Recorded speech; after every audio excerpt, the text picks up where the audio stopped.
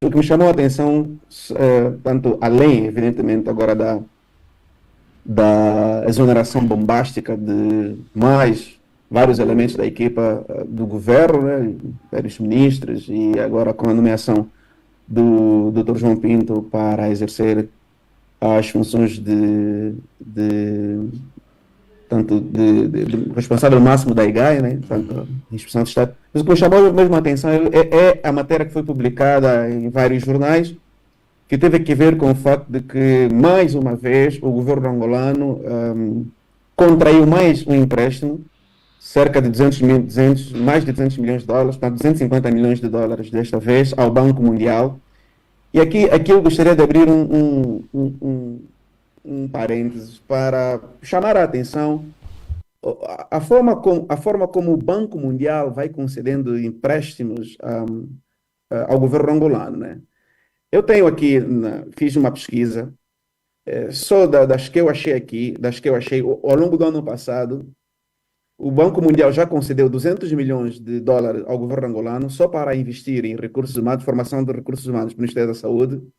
No início do ano agora, mais um empréstimo de 200 milhões de dólares, outra vez feito ao BIRD, né, que é um grupo braço direito do Banco Mundial, também 200 milhões de dólares, também para investir na formação de recursos humanos para a cobertura universal de saúde em Angola, né? Depois, agora, nesta última semana, foi contraído mais um empréstimo de cerca de 250 milhões de dólares, também ao Banco Mundial, para a implementação do programa Angila, que é um programa coordenado pelo Ministério da Administração do Território e que visa Mas, essencialmente investir. Nelson Custódio, essa questão da dívida é algo que a sociedade minimiza.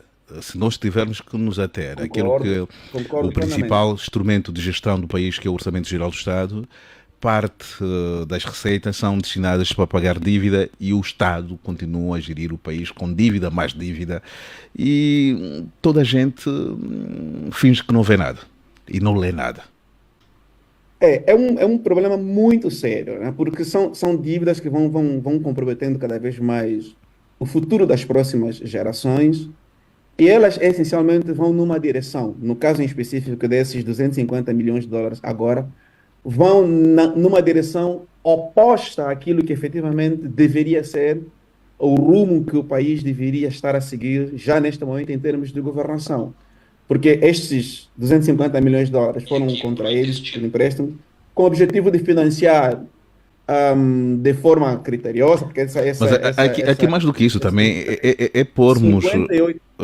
Nelson, é analisar a qualidade do investimento, da forma como é o destino que é dado a esse empréstimo. Mas como esse não é o tema, Concordo plenamente. aqui ficou a sua reflexão. Koch, Concordo plenamente. depois de uma ausência, podemos dizer ausência prolongada, está de volta. E aqui em forma de brincadeira, quem diga que estava à espera do decreto para não é o seu decreto para nomeação para algum cargo público. Seja bem-vindo de volta. Obrigado. Eu não sei se o meu som chega bem, porque eu Perfeitamente, troquei o perfeitamente, dispositivo. perfeitamente, Ok. perfeitamente. O que é que andei a pensar? Na verdade, andei mesmo a descansar. Tentei tirar um tempo para descansar. Estava cansado. Agora se deve estar se matando de rir. E estou de volta. Vi o tema, gostei do tema. É sobre ele que eu quero falar. Muito obrigado. Vais falar já daqui a pouco. E quem já está aqui no nosso estúdio é o Dr. Jaime. Dr. Falou da Jaime. nomeação, se- Alex. Não falou da nomeação. Não, esta aqui depois vamos tratar esse assunto em off. É bem possível que você será o próximo assessor jurídico do COC quando for nomeado. Dr. Nelson, não foi desta que vimos o seu nome nos decretos presidenciais. Não foi desta. Seja bem-vindo. O meu xará também é rico, é riscos. Não. Boa tarde, Horácio. Boa tarde, extensivo aos companheiros que estão do outro lado da linha. Também saudar os rádio-ouvintes da Rádio Despertar. Então, Não, eu não tinha nenhuma expectativa em relação a isso. é só para puxar um bocadinho o microfone para o seu lado. Meu Ok. xará, é preciso separar expectativa e risco. Aquilo é risco. Expectativa Sim. Os cargos de natureza É para dizer política. aquilo que o ladrão. Os cargos de Peraí, é para natureza dizer aquilo que o ladrão. política. Sim, É para dizer aquilo que o ladrão disse a Jesus Cristo. Oh, doutor Jaime, sim. quando estiver no seu reino, lembra-se de mim, por favor. E foi salvo na hora, né? Sim. Então o que é que andou a pensar, Sim, Nelson Custódio? me para dizer. Aliás, Opa, Dr. Jaime. sim, é para dizer que os cargos de natureza política, infelizmente, têm esse lado. São caracterizados pela falta de estabilidade. Vindo exonerado, nomeado em função da conveniência de quem tem este poder. E as pessoas, quando são nomeadas, têm que estar preparadas para, a qualquer momento, se as circunstâncias assim impuserem, então serem exonerados e levarem a sua vida. Será que pensou muito nessa questão? Deixa eu estar. Nessa fragilidade da carreira política, se tivermos que ver para o caso do antigo ministro do Interior, que saiu pela porta pequena, entrou pela porta grande e está a sair novamente pela porta pequena, e por razões que ficaram quase que explícitas no discurso que o Presidente da República proferiu no ato da tomada de posse. Sim, ficou claro que havia um mau ambiente institucional entre a IGAI, a PGR e o SIC. Porque quando o Presidente da República faz questão de sublinhar ao Dr. João Pinto para resistir à tentação de substituir-se à PGR e ao SIC. Então isso vem demonstrar que, na opinião do Sr. Presidente da República, a IGAI já estava a extrapolar dos limites das suas competências. Essa é a mensagem, essa é a interpretação que eu extraio dessa parte do discurso do Presidente da República para resistir à tentação de não se querer substituir ao SIC e a PGR. Então, se vem demonstrar que não havia uma coabitação pacífica entre a IGAI e esses dois outros órgãos. Doutor Jaime, há uma pergunta que hoje se coloca em termos daquilo que é a estrutura orgânica e principalmente as competências funcionais dos diversos órgãos do Estado angolano. Há papéis que se confundem e daí esses conflitos que vão surgindo. Não seria a altura também de repensarmos a organização e as competências de várias estruturas que compõem o Executivo angolano ou o Estado angolano? Algumas efetivamente confundem-se, mas aqui o problema não está efetivamente nos estatutos orgânicos de cada instituição.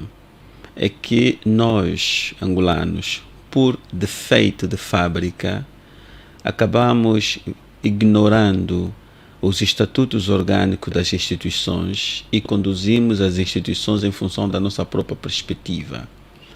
A noção de instituição, ela é substituída pela noção do poder do sujeito que dirige a instituição.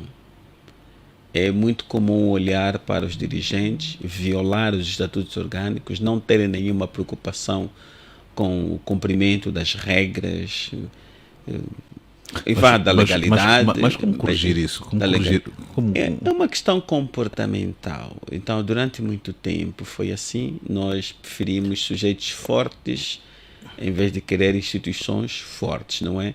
Então, toda a ênfase no indivíduo que detém o poder, naquele que tem o poder de mandar, ainda que o seu mando estiver em contradição com aquilo que são as regras, vale à vontade do chefe.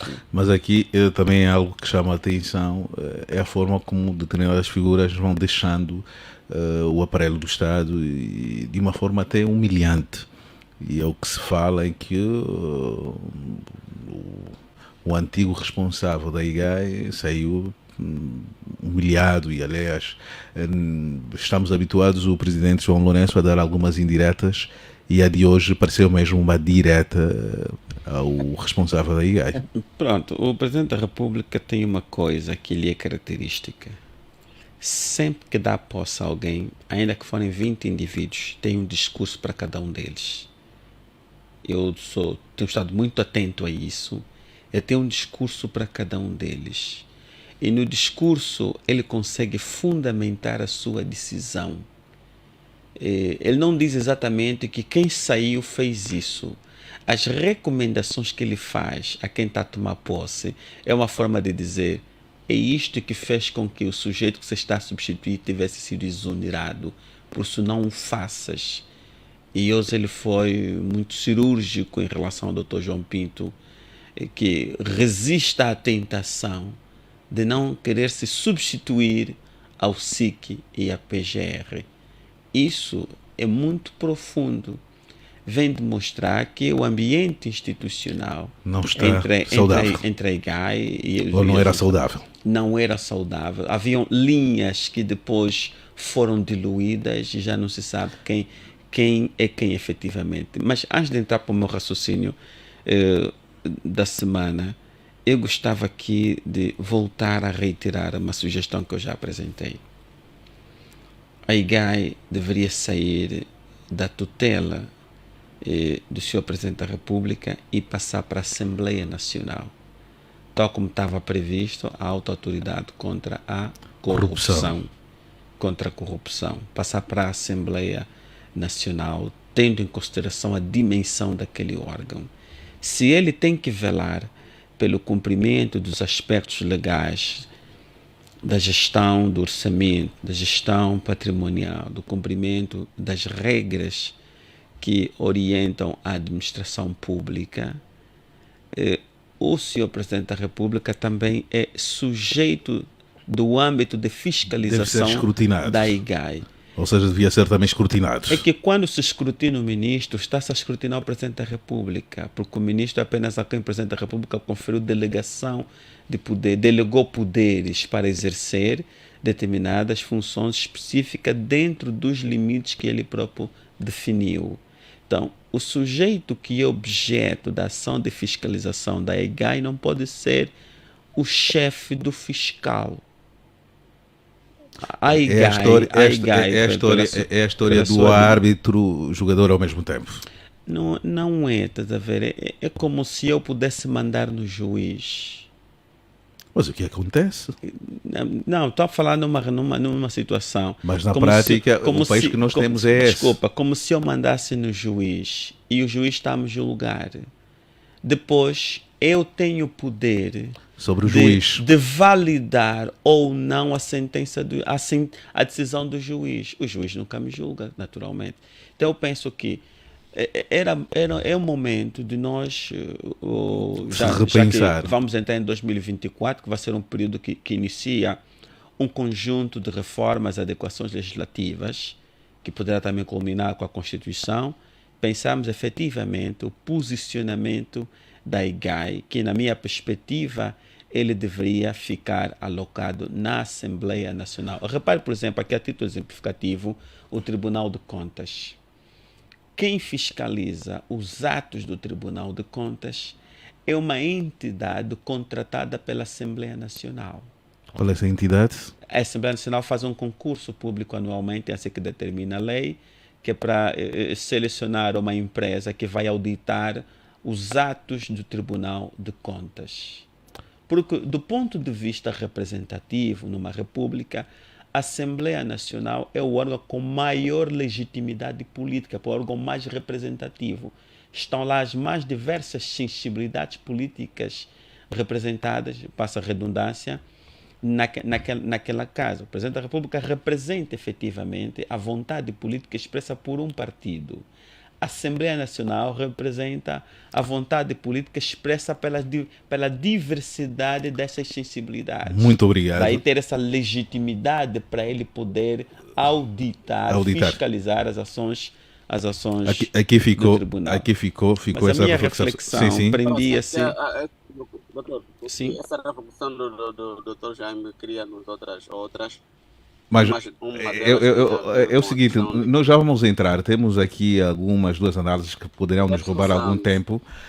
Doutor Jaime, seja telegráfico. Então, entrou em funcionamento, né, o MADEN, da estrutura orgânica do Executivo. Extinguimos o Ministério da Economia, que é um ministério fundamental.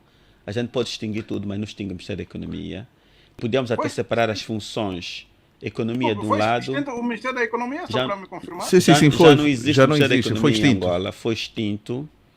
Foi Hoje? extinto. Quando foi isso? Não dei conta. O Frei anda distraído. Frei. Anda a ver as coisas que estão a ser nomeadas que não sabem fazer nada em casa. Esse é que me distraiu. Sim, extinguiu-se o Ministério da Economia e eu não sei como é que se foi tomar essa decisão. O Ministério da Economia é o coordenador natural de toda a atividade econômica do Estado.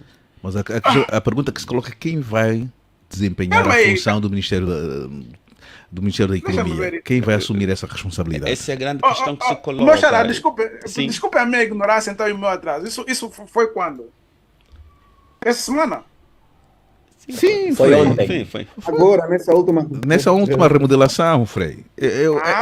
Então não li tudo. Frei, essa informação foi partilhada pelo Dr. Jaime no grupo. Se o Frei tivesse prestado atenção, está lá. O documento dessa alteração orgânica, da estrutura orgânica do Executivo está lá. Pois, numa altura que nós estamos a falar em diversificação da economia, estamos a falar em melhoria do ambiente de negócios, Ok, tá aqui. o Ministério da Economia é um ministério fundamental. Podíamos ter separado essas duas funções, economia de um lado, planeamento do outro. Se tivéssemos que extinguir, fazer fusões, nós podemos pegar educação, cultura e desporto, fechar um único pacote. Também pegar a função comércio, anexar a função economia seria um problema. Dois ministérios são fundamentais nesse momento. O Ministério da Indústria, devido às nossas necessidades específicas de industrialização do país, e o Ministério da Economia, devido a essa função da diversificação da economia e coordenação geral das políticas econômicas. Doutor, isso deve ser reflexo de uma análise feita por uma equipa de consultores. Mas é provável, né, que se queira transformar o Ministro de Estado da Coordenação Econômica como um maestro lá presente. Mas só que ele não está no grupo dos jogadores. Ele faz parte da equipa técnica, para fazer essa pequena analogia. Porque ele tem uma função de supervisão sobre os ministros do seu pelouro, não pode ter funções executivas. Ele deve cobrar, ele distribui as responsabilidades em função daquilo que o chefe do Estado, titular do Poder Executivo, em princípio, definiu a nível macro, e cada ministro de Estado tem o seu pelouro e vai distribuindo essas tarefas, fiscalizar a sua execução, porque é o ministro de Estado quem responde ao Presidente da República. Portanto, muito obrigado. Ficou aqui. Não tem a vocação para ser ele assumir essa responsabilidade na função executiva, porque ele está na função de supervisão. José Gama, é contigo. Há um tema que propôs que acho que poderia roubar muito tempo, mas os nossos colegas aqui do painel, acho que não sei se tiveram tempo de analisar o documento, mas não se esgota em função da sua importância política e não só do documento que vai ser discutida pelo EMPALA, que é a alteração da Lei de Segurança Nacional. José Gama. José Gama? Sim. Então, eu diria, eu estava a colocar a situação sobre a proposta que colocou. Podíamos fazer algumas análises prévias e vamos estudar o documento e nos próximos dias podemos voltar a tocar nessa tecla e debatermos com mais profundidade sobre esta alteração da Lei de Segurança Nacional. Mas o que é que, daquilo que leu, o que é que podemos partilhar com os nossos ouvintes? Bom, é uma proposta de lei sobre o Sistema de Segurança Nacional que o Presidente da República está a endereçar à Assembleia Nacional, que é para ir ao debate. É uma lei que procura promover uma cultura de segurança na sociedade. É uma lei que procura incentivar também o cidadão e a participar também nos assuntos da segurança. E o que é que essa lei prevê? Ela, por exemplo, ela procura incutir um sentimento de segurança no cidadão. O cidadão doravante tem a obrigação patriótica e civil informar, denunciar atos que ponham em risco a segurança nacional às autoridades. Os funcionários públicos, os funcionários também das empresas privadas têm também este dever de participar junto dos serviços de segurança e, caso falhem, podem ser até responsabilizados ou serem sancionados. Esta lei também ela traz no seu artigo 36 algumas medidas de prevenção que os serviços de segurança agora, doravante, podem proceder. Uma delas eles têm agora o dever, ou melhor, competência de cortar, por exemplo, as comunicações, revistar os carros das pessoas, a pretexto de que estão a procurar armas ou alguma substância tóxica. No fundo, têm agora competência mais aberta de promover atos de invasão de privacidade, vamos dizer assim. Quer dizer, tudo aquilo que a polícia e o SIC nos últimos anos andaram a fazer em violação à lei, o governo aqui praticamente fez uma lei para legalizar todos aqueles atos de irregularidades ou de invasão à privacidade alheia e vai agora ser transformado em lei. E, no fundo, é uma lei que procura transformar Angola numa espécie de Coreia do Norte, porque é a Coreia do Norte que também tem essa lei que põe todo cidadão com uma cultura de segurança, que a segurança, os agentes da segurança podem invadir a casa ou a viatura, podem parar as pessoas. Portanto, é uma lei que merece ser bem estudada pelos deputados, porque ela traz certos artigos que podem agredir e ferir a privacidade, violar, melhor dizendo, a privacidade das pessoas. Também diz que pode, por exemplo, sitiar ou cercar, por exemplo, instituições. Suponhamos que a sede de um partido opositor esteja reunida e a segurança quiser travar essa reunião partidária, eles com essa lei podem também sitiar, por exemplo, uma rádio. Basta só alegar que receberam uma denúncia que neste local há algo ou um debate que agride as normas de segurança. José Gama, aqui, se tivermos que nos ater, principalmente nesses artigos, estamos a regredir, não é isso, Gama? O presidente João Lourenço está tendo uma apetência, uma paixão em ter um Estado bastante rígido. A que se deve isso? É militar. Ok. A que se deve o documento diz que o documento diz que esta lei visa fortalecer a defesa do Estado, né, e dos cidadãos contra ameaças e riscos. Mas a questão o presidente está no seu segundo mandato. Ele termina em 2027. Praticamente nós estamos em 2024, ele está no fim do mandato. E alguém que está no fim do mandato vem agora aqui de aprovar uma lei de segurança que torna um Estado mais securitário.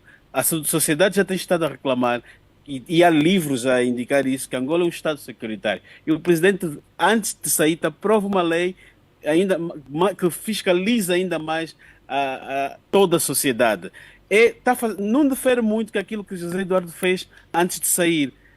A diferença é que José Eduardo dos Santos não aprovou lei, mas, ou melhor, aprovou uma lei que mantinha os seus homens da segurança, os três chefes dos principais ramos da inteligência, numa posição de intocáveis e a cumprirem um certo mandato que o outro não poderia tocar.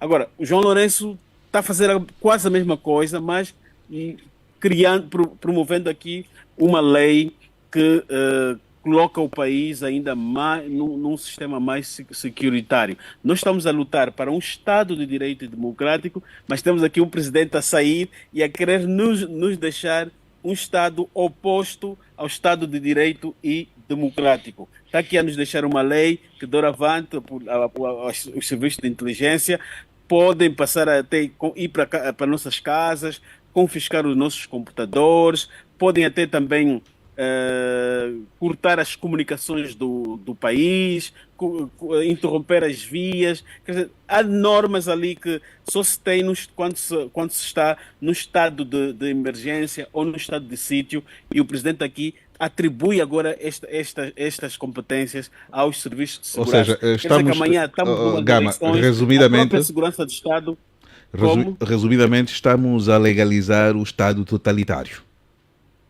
Ou seja, há uma Sem pretensão sombra de dúvida, acho do que esse presidente é o termo João mais Lourenço de legalizar o correto. Estado totalitário. Eu queria que Exatamente. cada um dos nossos convidados pudesse debitar alguma opinião sobre Só duas esse assunto. notas. Começo por Frei Duas Angalo. notas rápidas. Já vou assistir explica. Começo por Frei Angalo. Por aquilo que Era só ouviu. duas notas, era dizer ao Gama que é proposta de lei e o artigo que se referia ao 36 sobre medidas e formas de atuação, que eles chamam que em circunstâncias excepcionais podem usar a vigilância policial para estes locais que o Gama se referiu aí.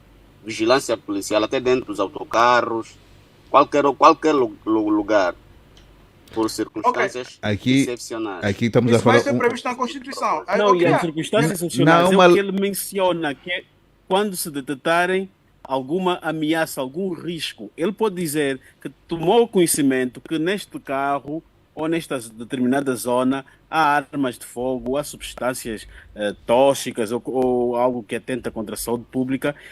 Ele só precisa ter um pretexto para invadir a privacidade alheia. Frei Angalo, por aquilo que ouviu, estamos aqui diante de uma proposta, de um projeto de lei que vai atentar aos princípios democráticos que já haviam sido conquistados. Sim, olha, eu acredito que antes de mais é preciso ver. Eu li o texto com muita inquietação. Existem muitos conceitos não claros nesse documento. E é preciso, acredito que para uma lei deve ser entendida igual por todos os cidadãos. Por exemplo, lendo esse documento, você fica numa situação, tipo, você pensa que algum país quer invadir Angola, tá vendo? Porque aí não se fala de segurança da sociedade, tá? Se insiste na ideia de segurança do Estado. A grande pergunta é quem é ou o que é o Estado? Acho que isso é que é importante perceber. E depois, o que é a segurança nacional? O que é que nós entendemos por segurança nacional, que é o que se pretende defender? Se nós não tivermos claros esses conceitos, então, este documento, essa proposta de lei, que é simplesmente uma proposta, não, o Gama está a usar a palavra security, mas na realidade aqui, falando em terra a terra, com português da chibia, se trata de militarização do país. Ok?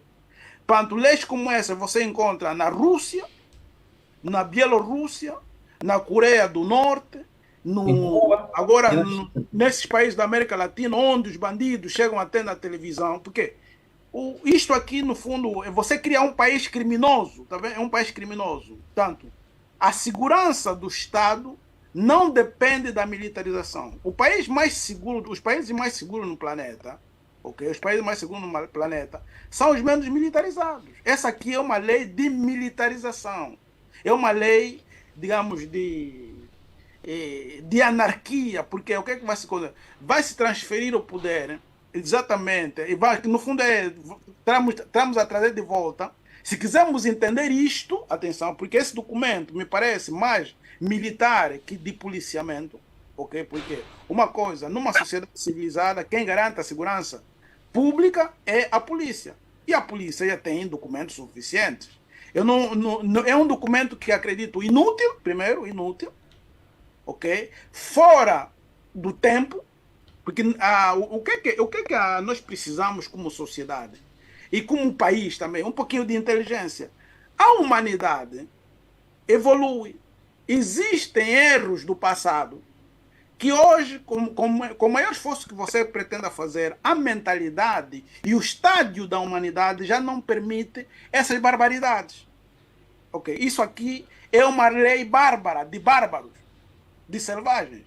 Mas, e graças a Deus, mas Frei, como compreender que quem está no poder sente-se seduzido em propor leis do género? de falta de inteligência. É falta de saber. Aliás, os mais velhos não deviam ser inteligentes, os mais velhos deviam ser sábios. Tá? Vamos dizer, na Grécia Antiga, quando se falava da democracia, quem ia para a política tinha que ser sábio. Sábio quer dizer que é aquela pessoa com capacidade de conciliar os conhecimentos e a sua experiência de vida. Okay? Por isso, em alguns países, nós conseguimos falar os pais da pátria. Porque são aquelas pessoas que ganharam experiência de vida, têm conhecimento e tornam-se sábios. Okay?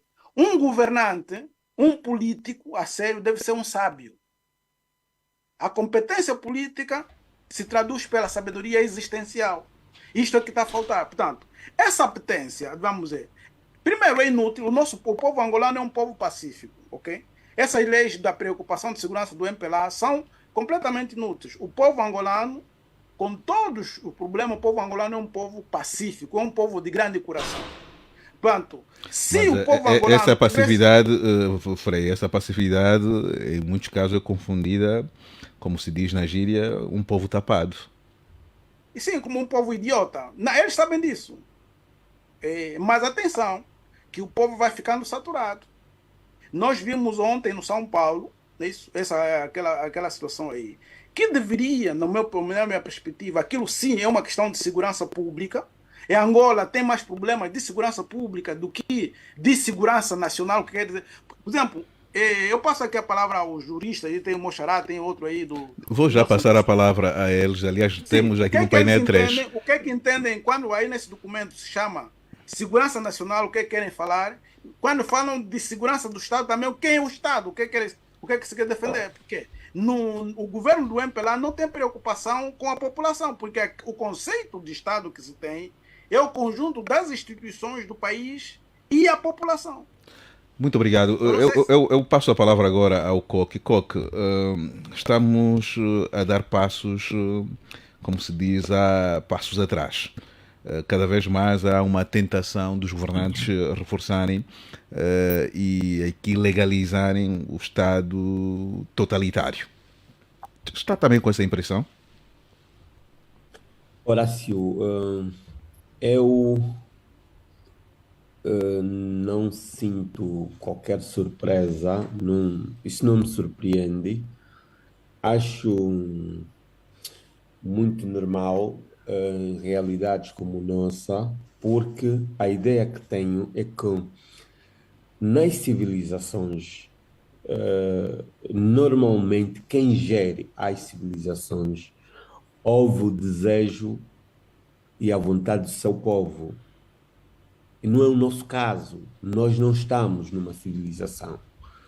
E aqui, por exemplo, estas normas são feitas assim, a bel prazer, e depois nos é imposta. E havia aqui o raciocínio do Freire que eles sabem que nós, o povo, porque eu estou no lado do povo, somos burros, somos tapados. Às vezes é muito complicado. Porquê? Porque nós não estamos num sistema normal. Eu hoje fui para um sítio que depois encontrou-me um senhor muito experiente, amigo dos mais velhos, já ele também é mais velho. Ele me disse, o fulano deixou de falar muito. Eu gostei, mas gostaste por quê? Eu tenho dúvida que ele não sabe que aqui matam. Então, mas assim, ele se referia a quem? Podes confidenciar aqui conosco? Confidencial, onde tem muitas câmeras ligadas. Às vezes é preciso salvaguardar. E deixa-lhe dizer, por exemplo, Horácio, que a lei que o Gama está a dizer, para mim é bem normal. Isto só não foi pior porque havia um angolano antes que negou a imposição. Quem é esse angolano? Quem é esse angolano? Foi normal. Um momento, Nelson Custódio, aguarda só, eu quero que o Coque conclua o seu raciocínio. Quem é esse angolano? Quem é esse angolano? Tentar entender. Sim, eu quero mesmo perceber quem é esse angolano. Coque, voltou com Sim, alguns. posso continuar. Voltou com muitos receios. O Coque está muito. Olha o custódio. Mas ó, você tem que deixar a pessoa falar. Sim, estou a Porque Vai deixar. lá. assim, Não, eu só estou. Alguns pontos ficam assim um pouco cinzentos, então queremos que sejam clarificados. É tão somente isso. sim, porque assim, o presidente João Lourenço, que está no fim de mandato, ele vem fazer estas transformações que qualquer angolano conhece a verdadeira intenção deste homem. E não é Qual é essa um homem que verdadeira vai. intenção? Não entendi. Qual a verdadeira intenção desse homem? Yeah. Vais me fazer disparatar.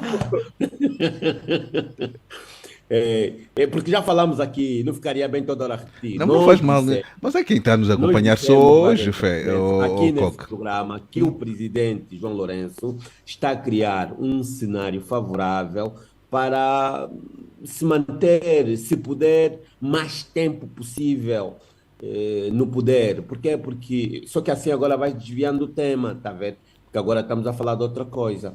Mas levando para a nossa questão, o problema que nós temos, Horácio, é o problema da civilização. Nós não temos um país ou um Estado da civilização. Nos outros países, houve uma manifestação recentemente, há menos de 2 semanas, na Alemanha. O que é que eles fazem normalmente quando tem manifestação? Eles descarregam areia, por exemplo, na estrada, mas olha, não matam ninguém.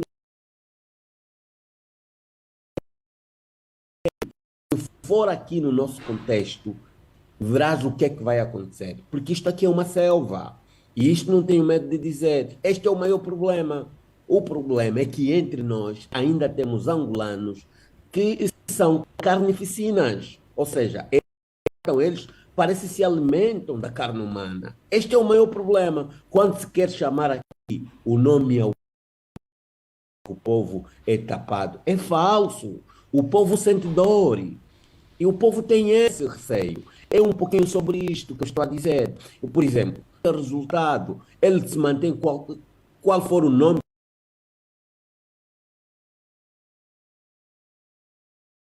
que quiser nesse ministério. Mas por isso não ser uma civilização, esquece, meu amigo. Isso não muda, isso vai ser assim. E isso vai de mal a pior, como disse o Gama, por exemplo. Isso não temos saída daqui a médio prazo para ver uma Angola melhor. E essa é a maior preocupação. Muitas das vezes vão abandonar Angola, é exatamente por conta disto, porque este país cada vez mais vai parecendo sem esperança. É disso que estamos a falar, Horácio. Ok, aqui ficou a sua reflexão. Agora temos 3 juristas que podem olhar para a intenção e a dimensão jurídica dessa proposta. Começo por si, Nelson Custódio. Olha, obrigado. Eu estive a ouvir atentamente a reflexão dos meus colegas. Tanto chamou-me a atenção neste projeto de lei, anteprojeto de lei, em função do que tanto nós estávamos aqui a falar, o artigo 30 e 38, né?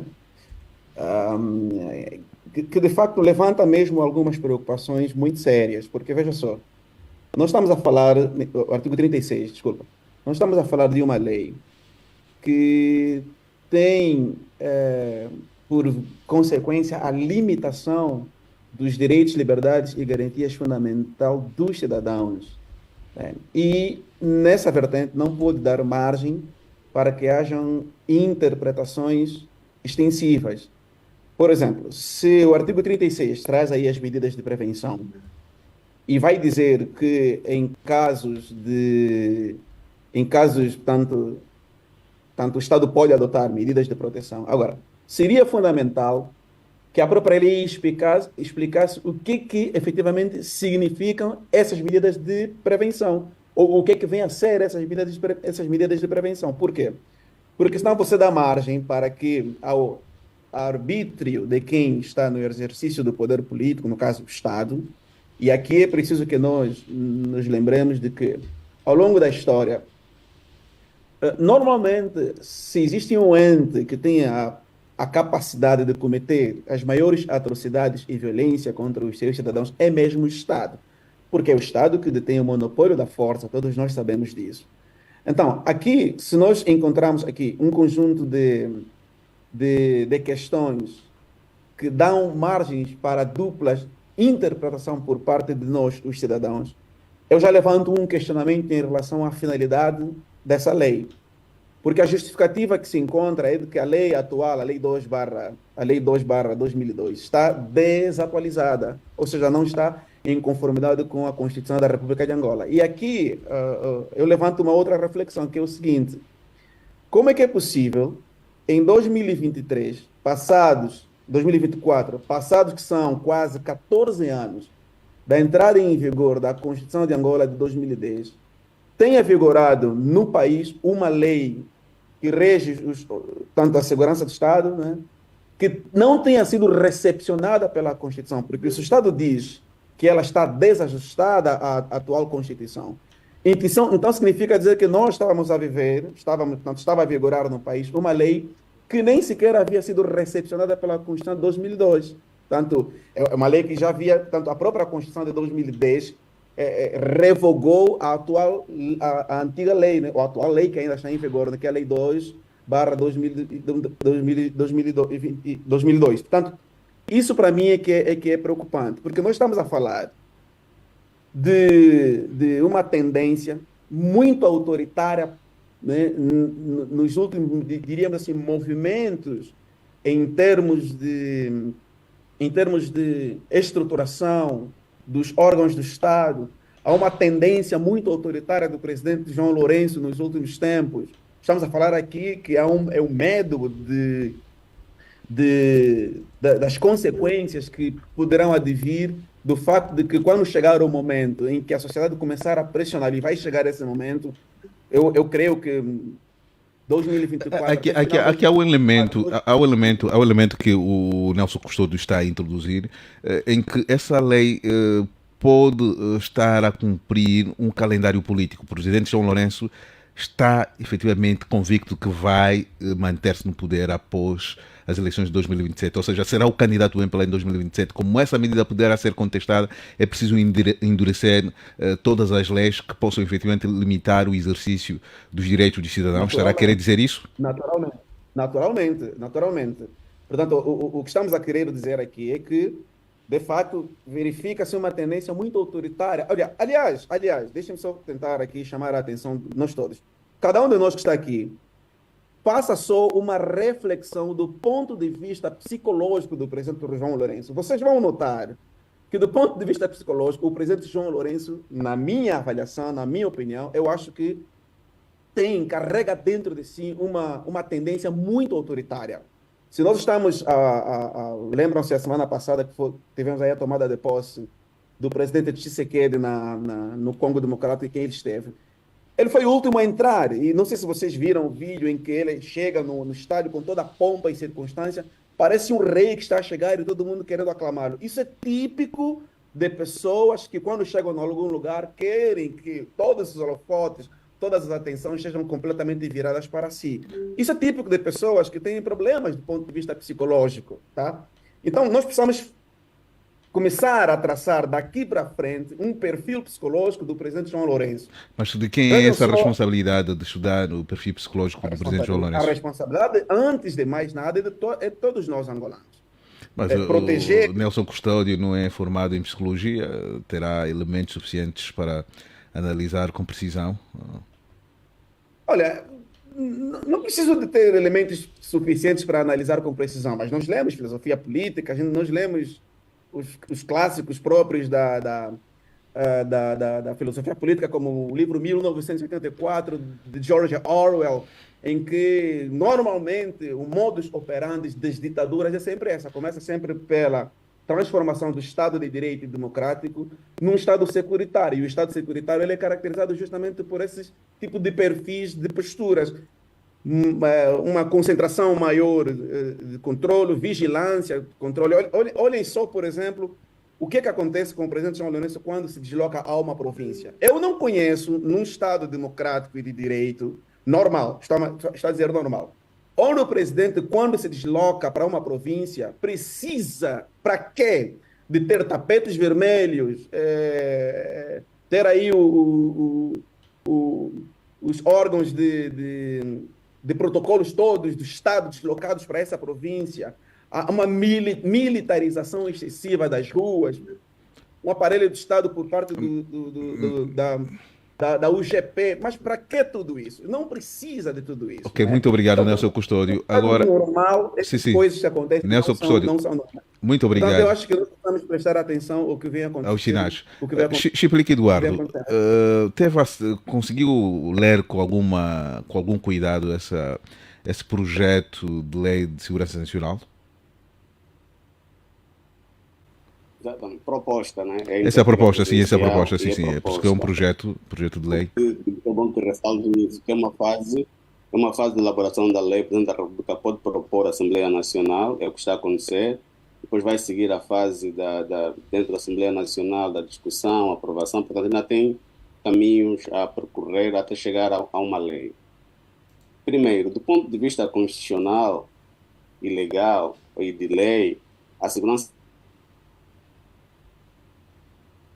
Chiplique, é? Estamos com um problema de Chiplique. Passo agora para o Dr. Jaime. A constitucionalidade dessa proposta. É tempo de começarmos a olhar já nisso. Por favor, podia mudar o microfone.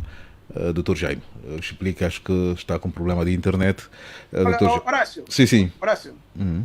Eu queria só sugerir aí, já que vai responder o doutor Jaime, eu acredito que é super importante, já vocês juristas, né, os no que tange, temos partir da definição dos conceitos para sabermos onde é que a lei quer nos dirigir.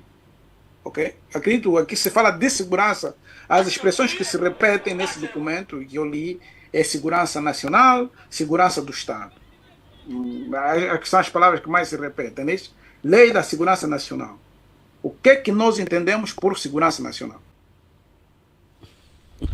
O anteprojeto explica, lá no início, se parar... Mas, Dr. Custódio, já voltou assim, mas... Sim, mas eu estou aqui, por exemplo, está aqui.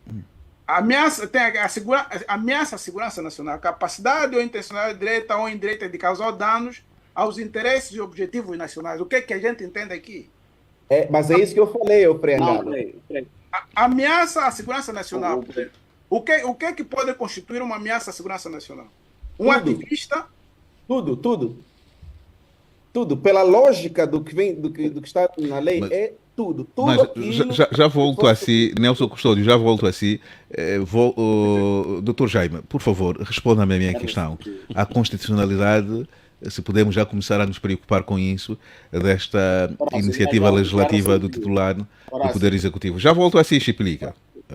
Já volto a si. Dr. Jaime. Primeiro temos que compreender que é competência do Sr. Presidente da República definir a política de segurança nacional. É sua competência. E esse conceito de segurança nacional é muito amplo. A sua elasticidade depende muito da visão de quem define essa política e depende muito do contexto em si.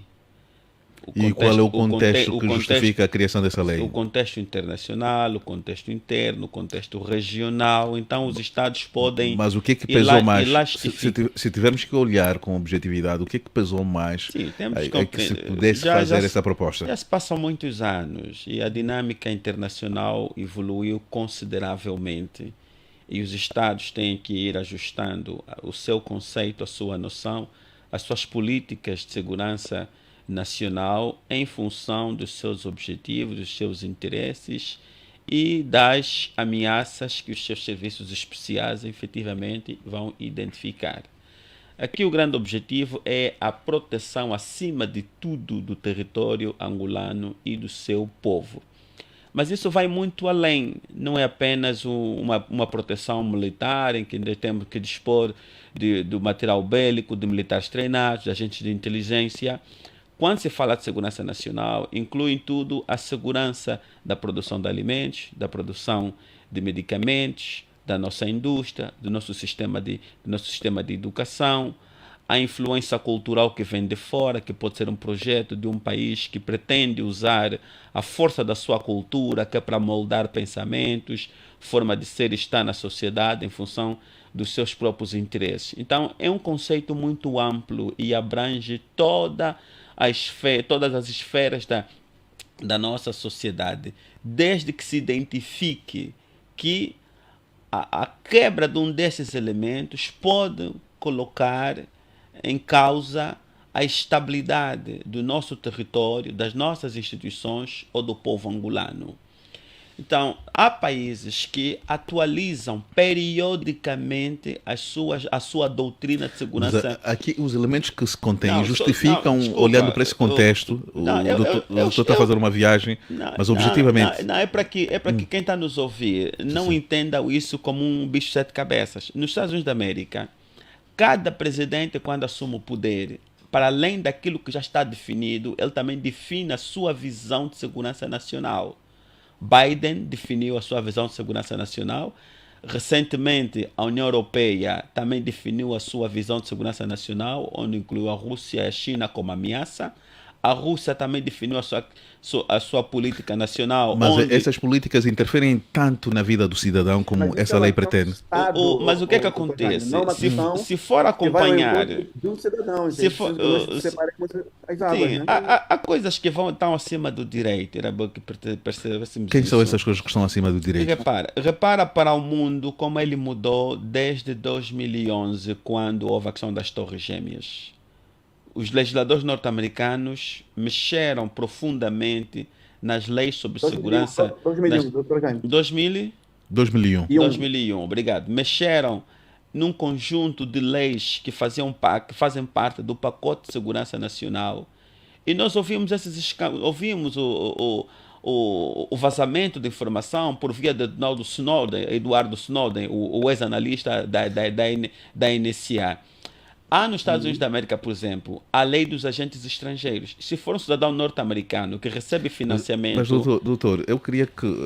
É importante que efetivamente pudéssemos fazer essa viagem e estabelecermos essa comparação com aquilo que existe em outras realidades. Mas olhando assim, com olhos de ver, essa lei atenta ou não contra os direitos do cidadão? Hoje, nenhum cidadão no mundo tem os seus direitos garantidos em absoluto. Há uma perspectiva de segurança que mudou o mundo desde 2001, quando se deu a questão das Torres Gêmeas. Não faz sentido essa preocupação. Não faz sentido essa preocupação manifestada pelo Gama, pelo Frei Angalo. Se me deixar concluir, vai perceber. Sim. Nós, enquanto sociedade, o problema já estamos contra o tempo. Temos que continuar a exercer pressão no sentido de que esses instrumentos jurídicos, técnicos, tecnológicos que são colocados à disposição dos Estados não sejam usados abusivamente.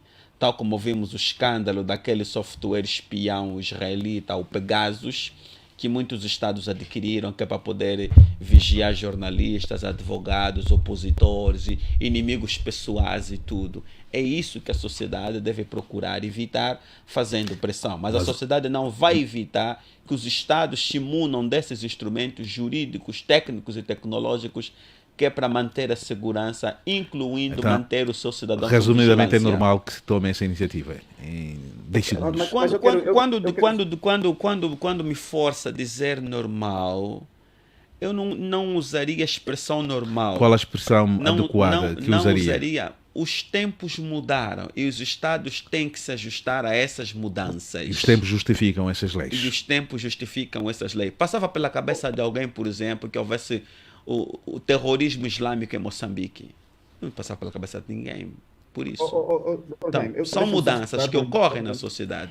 E os Estados têm que antecipar-se a esses fenómenos em função da experiência nas outras geografias. Ok, muito obrigado, doutor Jaime. Chipilica, conclua. Permita só discordar com... Mas um minuto mesmo, um minuto. Sim, um minuto, sim. Doutor Jaime, nós temos que tomar muita atenção, porque o doutor Jaime sabe que o poder corrompe. Muito poder colocado na mão de uma só pessoa corrompe mais ainda. Essa é uma expressão de um político inglês chamado Lord Aitken. O que nós precisamos em Angola, doutor, é menos Estado Nós não precisamos de mais Estado sobre o cidadão. Precisamos de um Estado que respeite as nossas liberdades, as nossas garantias fundamentais, em todas as áreas, seja do ponto de vista mesmo dos próprios direitos fundamentais, as questões que têm a ver com a economia e outras mais, do exercício das nossas liberdades individuais. É isso que nós precisamos. E o papel do Estado qual é? É assegurar a garantia, a proteção e colocar ao nosso dispor um conjunto... Muito obrigado. Já fez um minuto. Já fez um minuto. O que eu estou a ver aqui é o Estado indo na contramão daquilo que efetivamente Angola precisa nesse momento. Muito obrigado, o Nelson Custódio. O doutor Custódio eliminou deliberadamente a função de segurança do Estado. Deliberadamente eliminou. Não, de modo algum, doutor. Ah, sim, mas Ok, agora, muito obrigado, doutor Custódio, doutor Nelson. Agora, Chipilica, conclua, por favor, para entrarmos no tema principal e que teremos muito pouco tempo. Sabe, no caso, eu diria que existe a liberdade de expressão, né? Espaço para os outros. Dizíamos que a questão da segurança nacional é uma imposição do Estado e tem que garantir isso. Não há discussão relativamente a isso. E olhando para a questão da garantia da segurança nacional, existem vários órgãos que têm esse papel. As Forças Armadas, a Polícia Nacional, os órgãos de inteligência e segurança do Estado e serviços especializados nos termos da proposta, do artigo 17 da proposta sobre a Lei de Segurança Nacional. Isto não é problema. O maior problema que nós temos é que já não confiamos nas instituições cumprindo o papel primário, que é a segurança e a garantia do Estado. Só está ali o problema. As nossas instituições, muitas delas são manipuláveis. E o receio só está nisso. Será que essas instituições, que esta lei, não poderá ser... Chipilica hoje está com dificuldades. Mas vou começar agora pelo tema principal. Coque, estamos hoje, e acho que teremos muito pouco tempo, não sei se podemos depois colocar isso para a próxima edição, pela pertinência, a questão da serventia da classe intelectual na construção de um Estado democrático em Angola. Como é que anda a nossa classe intelectual? Como é que podemos encarar? Temos uma classe intelectual em Angola, como é que ela se comporta? Coque Mucuta. Começaste logo por mim, porque você gosta de provocar.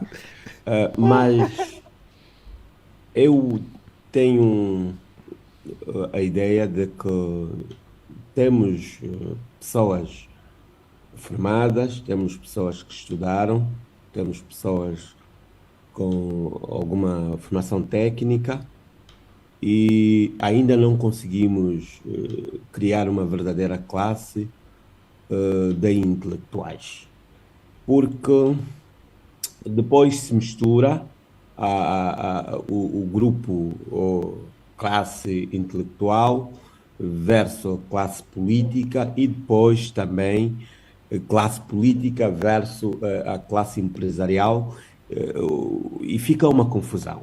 E para a classe que nós estamos a analisar hoje, que é a classe intelectual, temos dificuldades de encontrar grupos que produzam pensamento crítico, grupos que produzam trabalho de pesquisa e reflexões para as três grandes funções do Estado. As três grandes funções do Estado, que é justiça, segurança e bem-estar. Então, a minha análise, e na rádio é um pouquinho mais complicado, porque tu tens pouco tempo a falar e às vezes não consegues explicar muito bem, mas a minha análise é que, por exemplo, eu há dias estava a falar com os estudantes e lhes fiz saber que muitos dos colegas deles tinham passado de classe porque era preciso fazer uma boa estatística, que é aquela que no final do ano o Presidente da República deve ler no seu discurso e dizer, olha, X foram aptos, X ficaram, X... Percebes? No ensino angolano ainda isto. E por conta disto não criamos o verdadeiro ou a verdadeira classe intelectual. Muitos dos nossos companheiros até terminam o curso, mas com grandes debilidades, não conseguem fazer alguma produção de pensamento crítico, de conhecimento científico.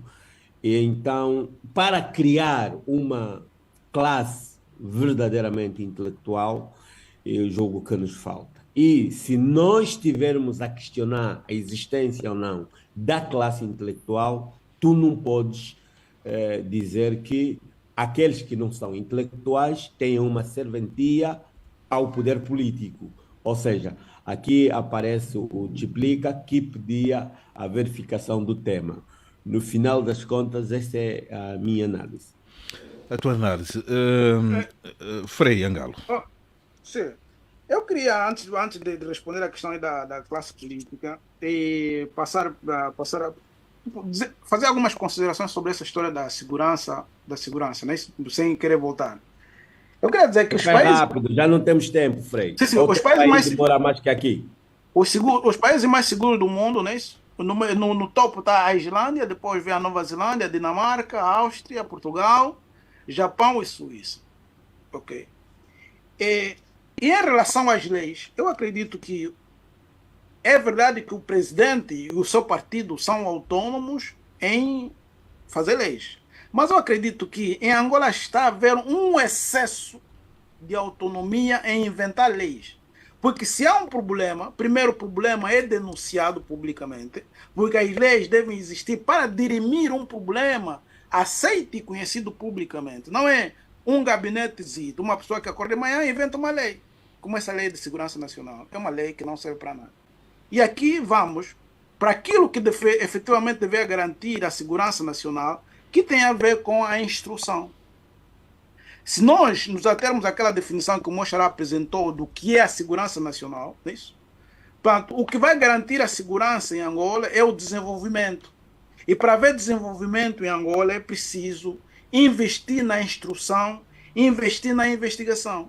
Portanto, uma classe intelectual num país que chamam intelectuais, ou seja, a atividade intelectual é uma atividade considerada ociosa, daquelas pessoas que ficam na biblioteca, ficam nos laboratórios a pesquisarem, que parece-me no contexto do nosso país é tipo quem não está a trabalhar. Mas as pessoas que investigam é exatamente isso. Se o nosso país, atenção, chegou ao cúmulo, eu tenho que ver na história do mundo qual é o país que não tem Ministério da Economia. Se o nosso país chegou ao cúmulo de extinguir o Ministério da Economia, quer dizer que é um país que não tem pesquisa.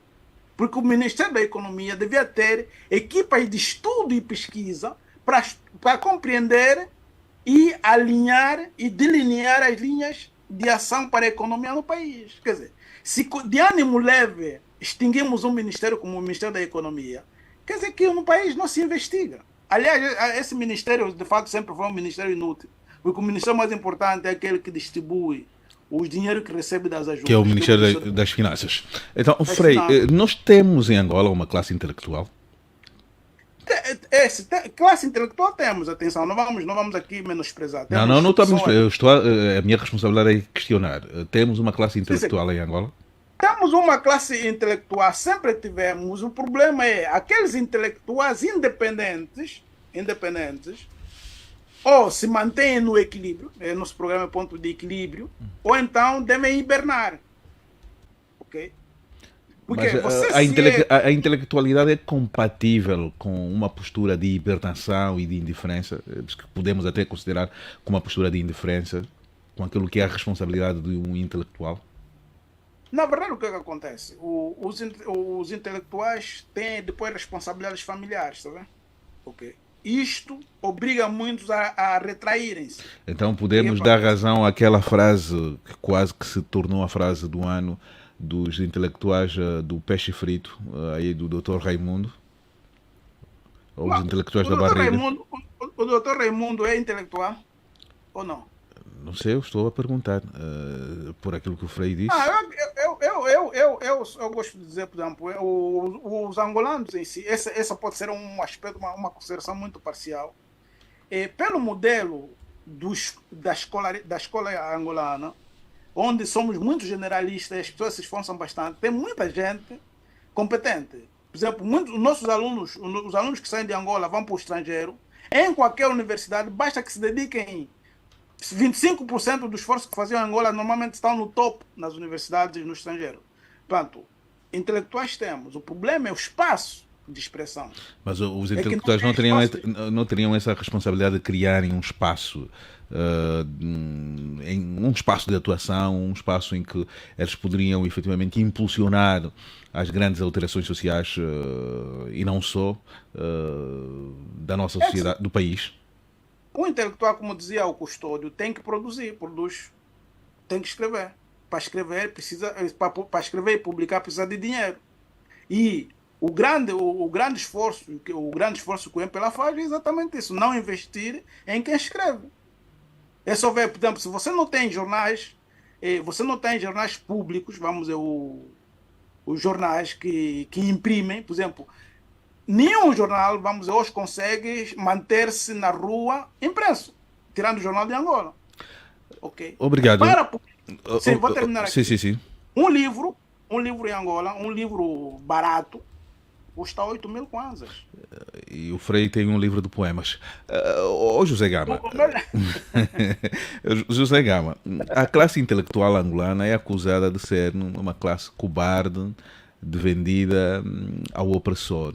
Partilha dessa opinião, desta crítica que é feita à classe intelectual, que ela foge, não manifesta o seu conhecimento, não contribui para a mudança e para a melhoria dessa sociedade?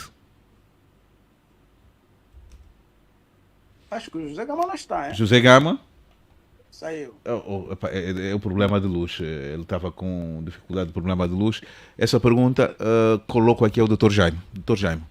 Dr. Jaime, a classe intelectual angolana é considerada como aquela que foge, tem medo, não gosta de manifestar opinião, e eu até aqui uma constatação que eu coloco como jornalista: em Angola é difícil obter uma opinião especializada. Os nossos intelectuais fogem, como se diz, como o diabo foge da cruz, para debitarem opiniões de áreas que dominam.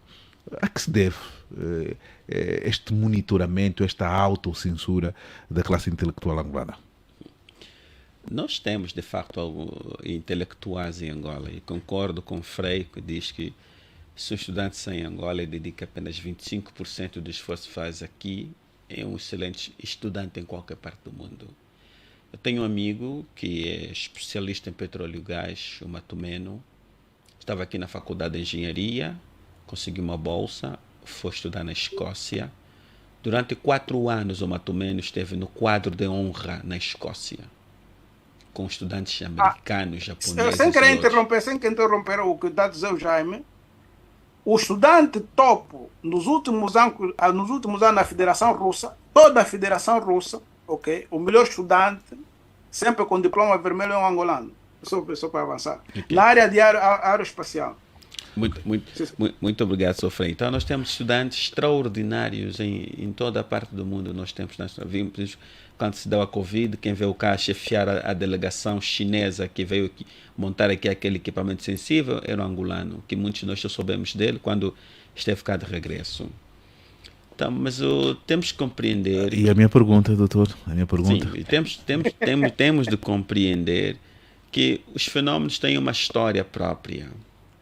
Lembramos daquela música do falecido Valdemar Bastos, "Che menino não fala política", que é muito profunda essa chamada de atenção, porque a nossa história recente vem nos mostrar um processo grave de contradições em que fomos à guerra por pensar diferente.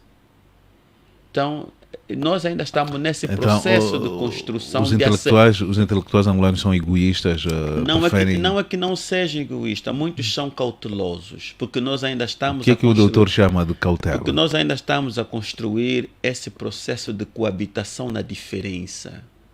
Repare, por exemplo, quando duas pessoas têm convicções político-ideológicas divergentes, alguns chegam a levar essas diferenças de pontos de convicções até no âmbito pessoal. Então imagine encontrar...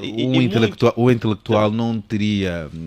Mas o intelectual, aquilo que disse o Frei muito bem... Capacidade suficiente de lidar com isso, driblar Ele essas... tem esta capacidade, mas é um ser humano. Ele não tem que viver de ideias, porque a vida é concreta Senão e é você tem que ser real. maluco como eu, tá vendo? Sim.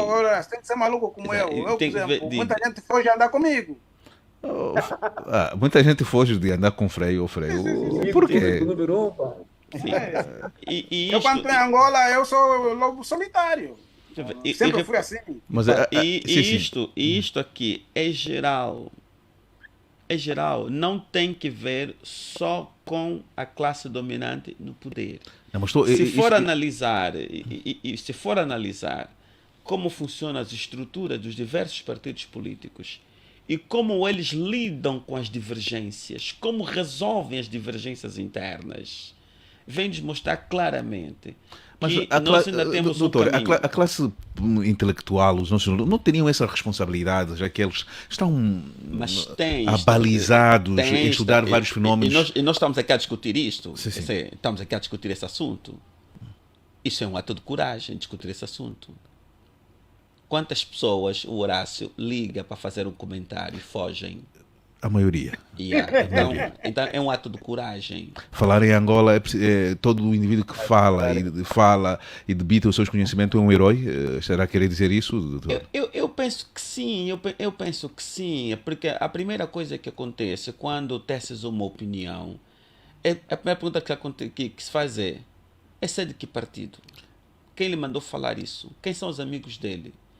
E isto é geral. E tem consequências. Isto é geral. Isso tem consequências, a opinião paga-se caro. E isto é geral. E eu disse lá atrás, isso não é uma forma de pensar só da classe dominante que está no poder agora. Porque se a gente analisa... Até a oposição também tem isso. Até na oposição a forma de pensar é essa. Tem que perceber que os partidos políticos em Angola, que derivam dos movimentos, ainda conservam essa cultura dos movimentos. Os outros partidos que surgiram, eles foram constituídos por sujeitos fragmentados destas principais forças políticas. Então conservam essa cultura. É um processo que vai fazer parte da nossa história de evolução civilizacional. Aceitar o outro que pensa diferente. Então os intelectuais são cautelosos, vivem da venda das suas ideias, da prestação de serviço do seu intelecto. Mas será que a intelectualidade gera dinheiro? Os advogados são intelectuais, vivem disso, por exemplo. Como o Dr. Chipilica, né, que anda aqui a faturar algum dinheiro. Nós temos muitos escritores. Olha, se vai aqui às nossas livrarias, vai encontrar muitos livros de autores angolanos. Já muita gente a escrever muito. E há pessoas que até preferem lançar os seus livros do exterior, não lançá-los em Angola. Qual que me conta? O intelectual também tem família para sustentar, também tem medo, também morre. Eu vou ficar com essa deixa aí. O Coque foi o primeiro a introduzir esse aspecto do medo. Como libertarmos a classe intelectual dessas amarras em que está mergulhada? Coque.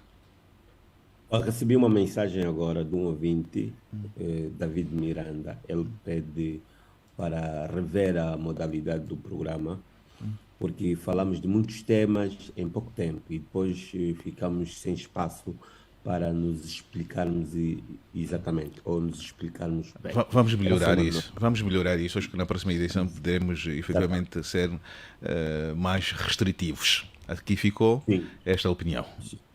Sim, mas agora, qual era a sua pergunta já agora? Eu estava a dizer o preço da liberdade, o preço dos intelectuais serem donos de si mesmo no nosso país. Não, é assim, eu percebi o que o Frei e o Jaime estavam a dizer sobre a existência de um ou outro intelectual. Nós estamos a falar de uma classe. Ter um ou outro empresário é diferente de ter uma classe empresarial. A minha abordagem foi em torno da classe. E era essa abordagem ou esse tema. Não, o tema é mesmo esse. Estamos a tentar afunilar. Quando você traz que temos sim um intelectual, eu conheço também um por aí, um por aí. Não, a minha pergunta não foi nesse sentido. Estamos a falar da criação de uma classe. Sim. Uma classe, um grupo vasto que está por aí fazendo esse trabalho. Mas agora, como é que se desamarra disso? Eu acho que a nível da formação de cada um de nós, aprender essas coisas é só exercer, é só colocar em prática. Eu não acredito que fazer trabalho científico, dar opinião científica, colocaria em risco alguém que lutou Então, para conhecer. acha ser falsa essa ideia de que Não, é a assim, opinião, falsa, porque é a assim, liberdade de opinião paga-se caro em Angola? porque A é assim, liberdade tem um um preço caro? intelectual que está dentro da UNITA, um intelectual que está dentro da UNITA, se colocar, se debitar alguma opinião dentro da UNITA, qual é o risco que corre?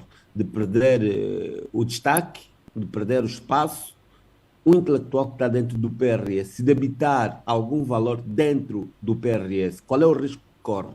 Porque o doutor, depois, o Jaime depois estava a dizer que epa, ele também tem filho, também. Está bem, vamos com essa dinâmica, também tem filho, e depois,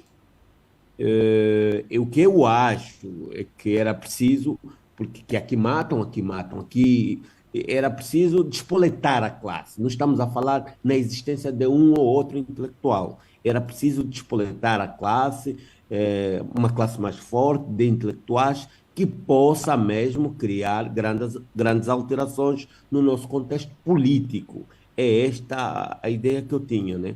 Quando começamos a falar. E como resgatarmos Não podemos. um momento só, eu já volto assim. Como resgatarmos essa classe intelectual que alguns dizem? Resgatar da onde? Vamos resgatar. Alguns dizem que estão amarrados, não podem, perderam a liberdade, estão amarrados. Então não partilha desta opinião. Não, a minha opinião inicial mantém-se. É que uma classe como tal nós não temos. Então não temos. conseguimos. Então, Tem um ou então outro como podemos profissional, construir um ou uma. outro bem formado. Como Temos pod- pessoas, sim, Sim, bem sim. formadas. Essas Co- pessoas co- estão aí. Diga. Um momento só que tivemos aqui um problema com. Deixa-me só ver, ok? Estamos a ter um som estranho a entrar aqui na nossa emissão, mas agora já está superado. Estava a dizer, então como podemos construir essa classe intelectual? Rapidamente, estamos já. Ok. Como construir essa classe? Eu penso que uma das grandes ideias, e eu acompanho um pouquinho o Frei nesta dinâmica, é o intelectual formado, ele não pode ser um intelectual dependente. Não é possível você terminar uma licenciatura e depois dizer que não tem um emprego, e depois dizer que só o Estado é que tem que dar emprego. É ter capacidade de criar pequenas e grandes ideias, não é?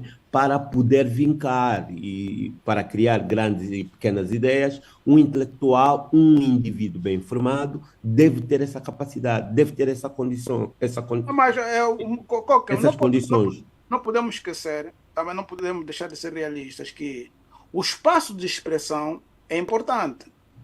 Porque você pode ter grandes ideias, não é isso? Pode ter grandes.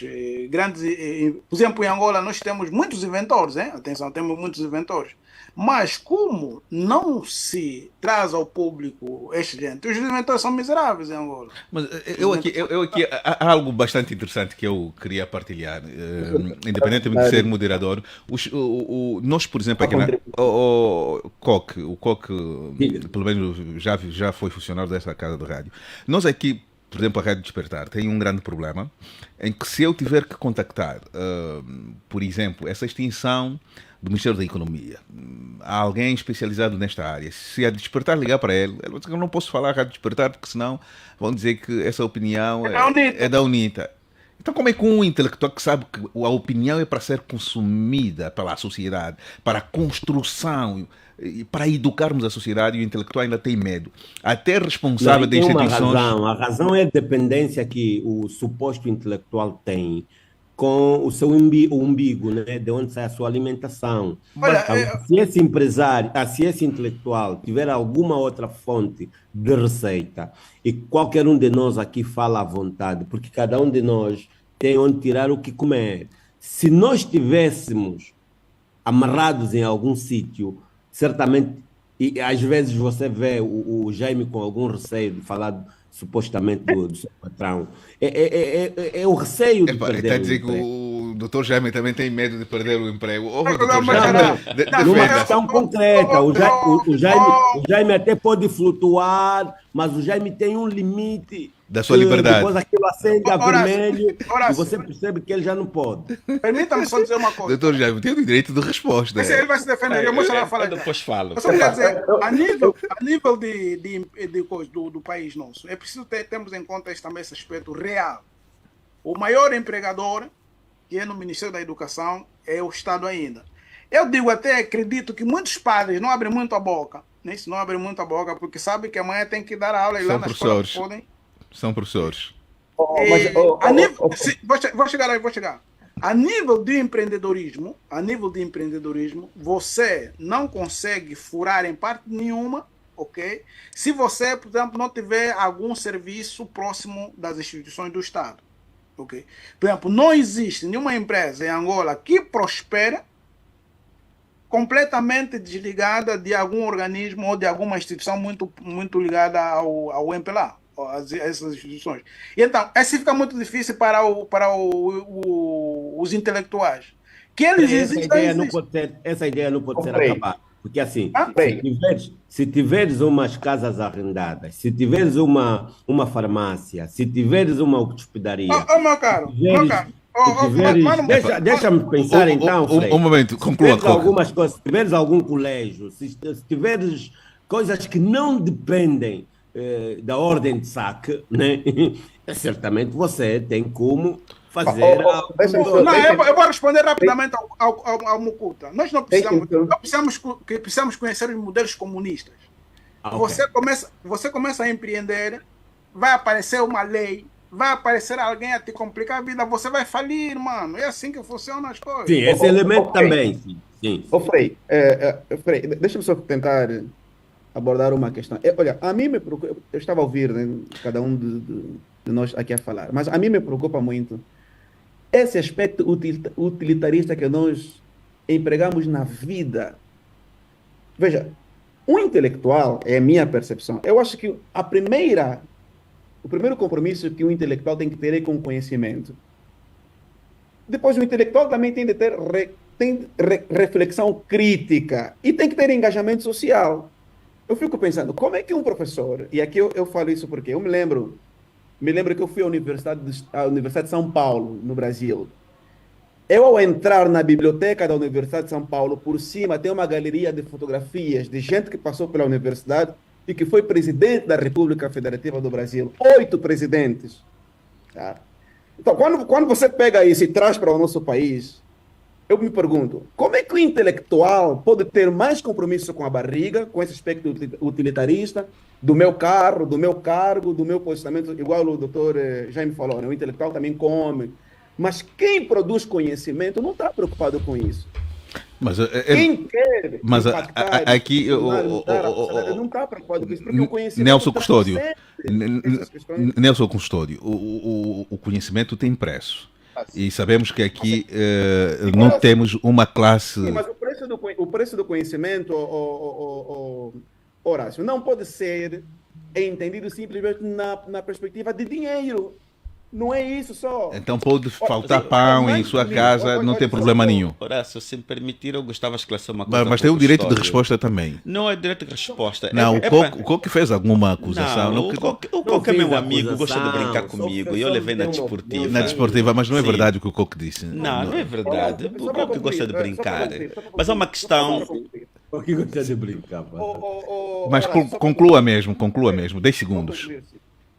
Que tipo de pensadores, que tipo de pessoas que interpretam a realidade do nosso país, que tipo de pessoas que queremos melhorar a vida do nosso país somos nós?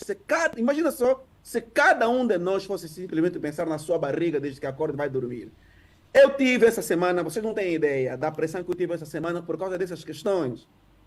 Quando um governante, um intelectual, supostamente, escreve dizendo assim, eu sou comunista, eu parto do pressuposto que essa pessoa não entende o que ele está dizendo. E disseram que o seu escritório de advogados anda às moscas. Não tem cliente. E quando você... Doutor Custódio, disseram que o seu escritório anda às moscas. Está vendo? É isso que as pessoas entendem e percebem e acham que a vida... se reduz apenas e simplesmente com essa questão financeira. Então, olha só. Mas Eu escrevi não consegue para cliente, pessoas- um momento só, não consegue cliente por ser um advogado com Sim. posicionamento crítico à governação, é por esse motivo que não consegue clientes. Aí você para e se pergunta aonde é que vai o nível e a capacidade de reflexão e de interpretação da realidade de quem nos governa. Quando você diz assim, olha, o senhor, eu teria vergonha de me intitular como comunista. O comunismo matou mais de 100 milhões de pessoas ao longo do século passado. E o sujeito te responde dizendo assim, eu prefiro me auto-intitular de comunista do que ser alguém que abre a boca e fala à toa. Você vai dizer o quê para uma pessoa dessa? Nelson Custódio, aqui ficou.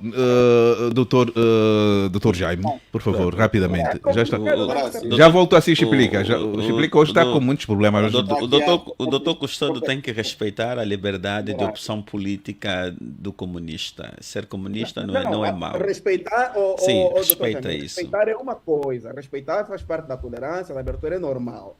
Agora, se for possível irmos para o debate aberto, porque todo debate, toda reflexão, ela se propõe à busca da verdade. Senão estamos aqui a mentir uns aos outros. Então vamos aos factos. Tá bem, mas eu gostava aqui Sim, gostava de trazer rapidamente, aqui rapidamente, um pouco da nossa filosofia política. Mas atual. resumidamente. Exatamente. Resumidamente. Nós tivemos vários protagonistas da nossa história política recente. Tivemos os antigos combatentes como protagonistas. Depois tivemos os proclamadores da independência como protagonistas. Depois tivemos os generais que venceram a guerra e trouxeram a paz como protagonistas. Tiveram seu momento. Tiveram seu momento. Depois foram taticamente afastados pelos políticos e os políticos voltaram a retomar o seu protagonismo. Agora, o que se precisa fazer, como disse um professor universitário, é criar as condições para a transição do protagonismo político para o protagonismo das ideias, que é o protagonismo dos intelectuais, o protagonismo dos sábios, o protagonismo da ciência. É esse protagonismo que vai ajudar a consolidar o Estado Democrático de Direito, é esse protagonismo que vai ajudar ao desenvolvimento de Angola. É um processo. Mas esse processo, doutor, anda muito lento. Não, ainda há o protagonismo dos políticos. Mas será que a atividade intelectual é incompatível com o exercício do político partidário? Mas repara, este processo de transição do protagonismo dos políticos para o protagonismo dos intelectuais depende também do processo de evolução da própria sociedade. Que os intelectuais foram abduzidos pelos partidos ou pela classe dominante? Repara uma coisa, quando tens, em cada 100 pessoas que têm alguma renda, 82 estão no mercado informal. Queres falar do protagonismo dos intelectuais nessa realidade? Então não temos.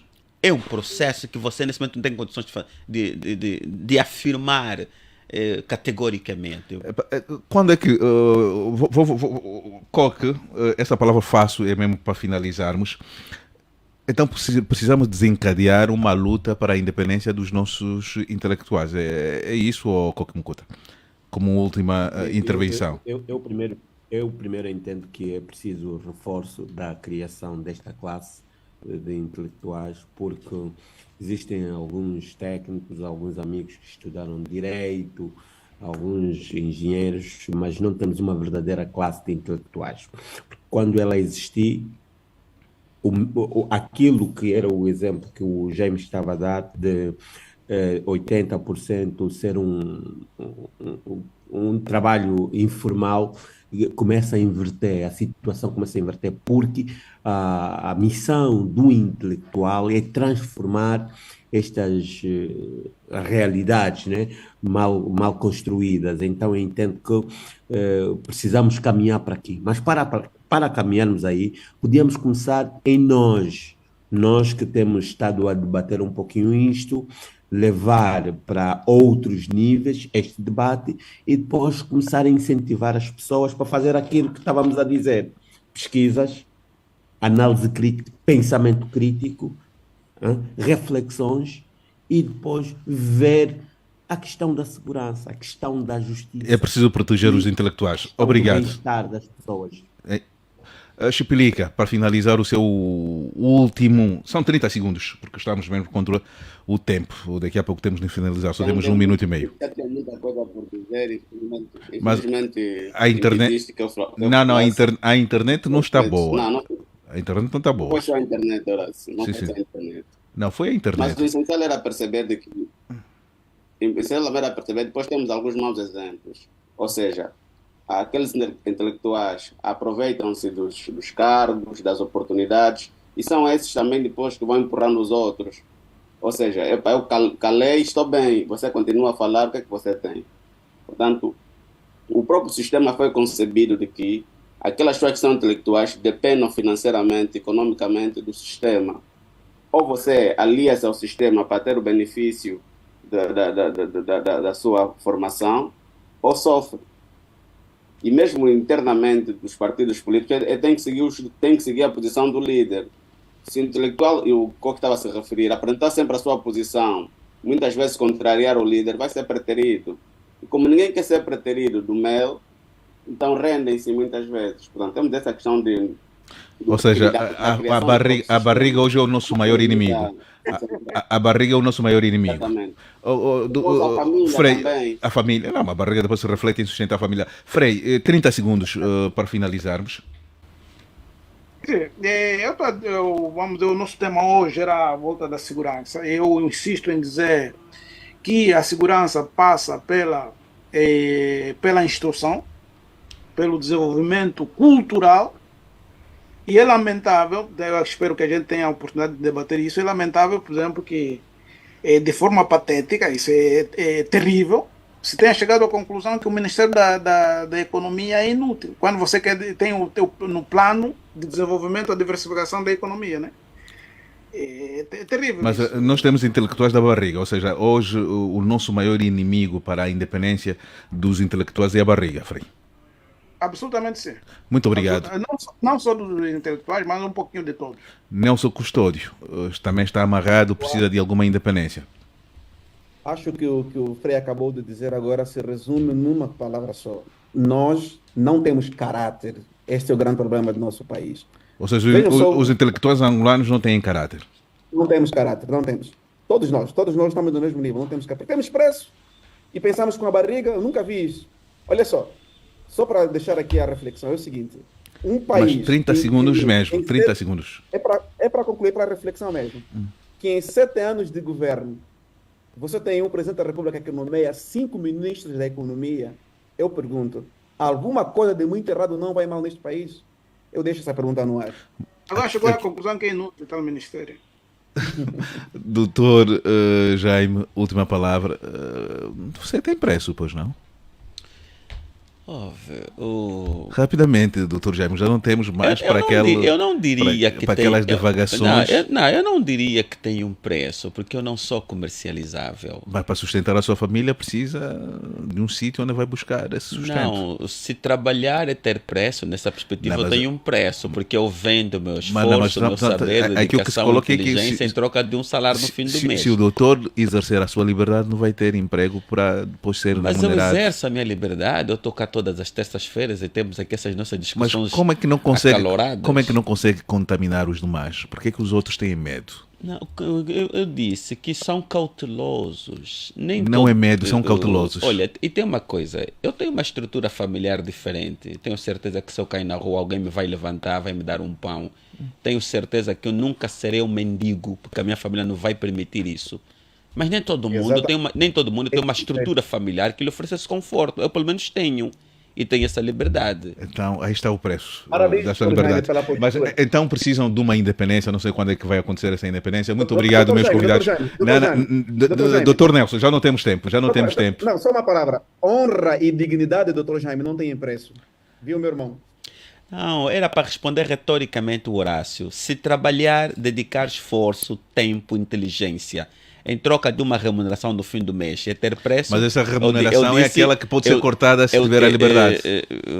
Olha, Todos os meus colegas, incluindo a minha chefia, sabem que eu sou independente, penso pela minha própria cabeça, não sou pessoas de colocar palavras Mas na boca. o que é que temos de fazer para termos uma réplica do Dr. João? Como é que vamos replicar aliás, desculpa, o Dr. Jaime, como é que vamos replicar o Frei Angalo? O Joaquim é resultado de uma família que educou, que educou, que deu formação, que pagou propina na universidade para poder se formar. O Joaquim não pode ser replicado. Mas eu venho de uma realidade muito própria. Quando eu digo replicado, é o exemplo da coragem que tem de manifestar a sua opinião sem recear que possam cortar a sua fonte de sobrevivência. A primeira vez que discutimos democracia em casa, eu devia ter 8 anos. Porque tomamos conhecimento que em Portugal havia mais de um partido político e apenas um único presidente da República. E nós discutíamos isso em casa. Naquela altura que era proibido discutir democracia, nós já falamos. Então venho de uma família em que dialogar, discutir, debater é cultura. Sempre discutimos.